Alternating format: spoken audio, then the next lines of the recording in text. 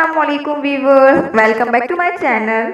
ہم نے first video میں ہاذا کا استعمال کرنا سیکھا تھا، اب ہم ذالکا کا استعمال کرنا سیکھیں گے۔ تو چلیے اسٹارٹ کرتے ہیں۔ بسم اللہ الرحمن الرحیم۔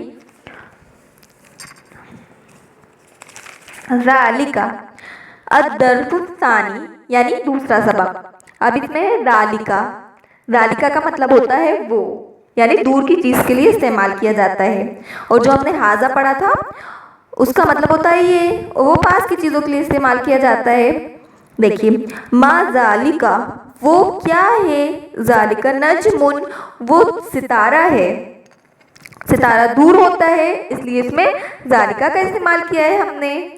اور دوسرے سینٹنس میں ھذا مسجد وذالک بیت یہ مسجد ہے اور وہ گھر ہے، مسجد پاس ہے اس لیے اس میں ھذا کا استعمال کیا ہے، گھر دور ہے اس لیے اس میں ذالکا کا استعمال کیا ہے۔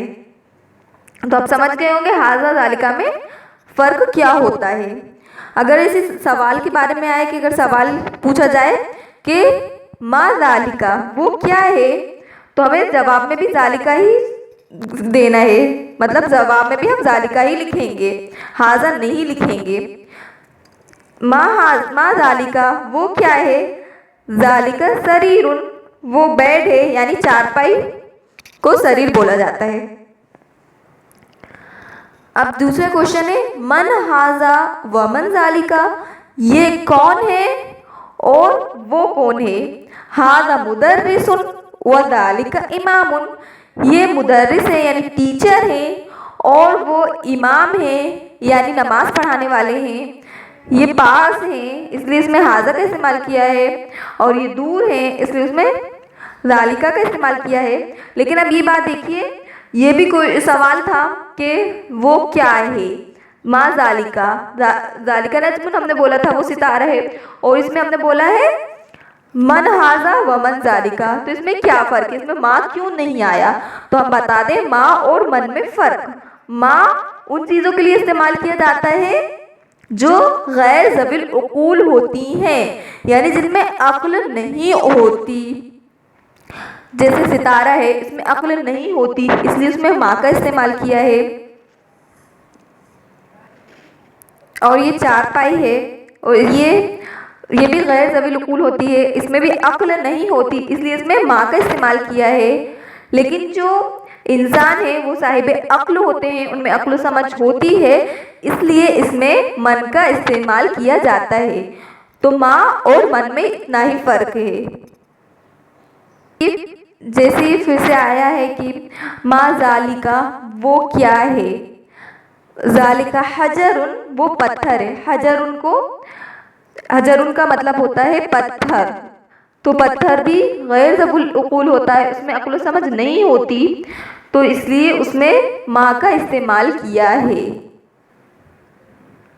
ھذا سکر یہ شکر ہے، وذالک لبن اور وہ دودھ ہے۔ اب یہ آیا تمرین کا مطلب ہوتا ہے کوئی بھی چیز پریکٹس کے لیے ہوتی ہے تو اس کو ہم تمرین بولتے ہیں۔ تو اس میں دیکھیے لکھا ہوا ہے اقرا و اکتب، اقرا کا مطلب ہوتا ہے پڑھو، فعل امر ہے، فعل امر یعنی کسی چیز کا حکم دینا، یعنی کسی کو کسی کا آرڈر دینا، تو وہ فعل امر کہلاتا ہے، اس کے بارے میں ہم انشاءاللہ آگے سیکھیں گے، تو یہ اسی میں سے پھر آپ کو آسانی سے سمجھ میں آ جائے گا۔ اب دیکھیے ھذا سکر وذالک لبن یہ شکر ہے اور وہ دودھ ہے، من ذالکا وہ کیا ہے، یعنی وہ کون ہے، ذالک امام وہ امام ہے۔ تیسرا ہے اذالکا قط کیا وہ بلی ہے، لا ذالک کلب نہیں وہ کتا ہے۔ چوتھا سینٹنس ہے ما ھذا یہ کیا ہے، ھذا حجر یہ پتھر ہے۔ اب یہ لکھا ہوا ہے الکلمات الجدیدہ یعنی نئے کلمے، نئے الفاظ، جس کو ہم بولتے ہیں جیسے کوئی بھی اپن لینگویج سیکھتے ہیں تو ہمیں اس کے لیے اس کے ورڈ کو سیکھنا ضروری رہتا ہے۔ अगर हम वर्ड को इजीली हम नहीं कर सकते जब तक हमें उसकी मीनिंग नहीं पता हो अच्छे से, तो हमें वो सीखना ज़रूरी है, उसको याद करना ज़रूरी है। तो ये सिर्फ 4 ही अभी हमने दिए हैं, आप इसको अच्छे से याद करिए। जैसे इमामुन, इमाम को हम अपनी लैंग्वेज में इमाम ही बोलते हैं, उसको अरबी में भी इमाम बोला जाता है, यानी जो नमाज पढ़ाने वाले होते हैं।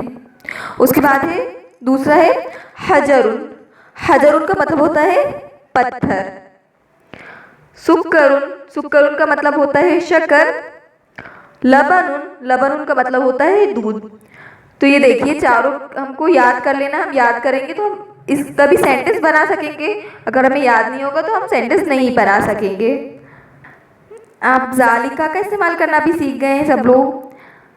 तो अब इंशाल्लाह मिलते हैं नेक्स्ट टॉपिक के साथ, जब तक के लिए अल्लाह हाफिज़।